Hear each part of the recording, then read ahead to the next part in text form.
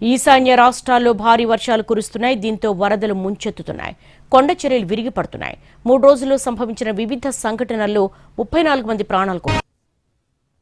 ఈశాన్య రాష్ట్రాల్లో 4 రోజులుగా భారీ వర్షాలు కురుస్తున్నాయి. నైరుతి రుతుపవనాల ప్రభావం వల్ల ఎడతెరిపి లేకుండా వానలు పడుతున్నాయి. అస్సాం, అరుణాచల్ ప్రదేశ్, సిక్కిం, మణిపూర్ రాష్ట్రాల్లో అన్ని నదులు, ఉపనదులు, కాలువలు ప్రమాదకర స్థాయిలో ప్రవహిస్తున్నాయి. లోతట్టు ప్రాంతాలన్నీ జలమయమయ్యాయి.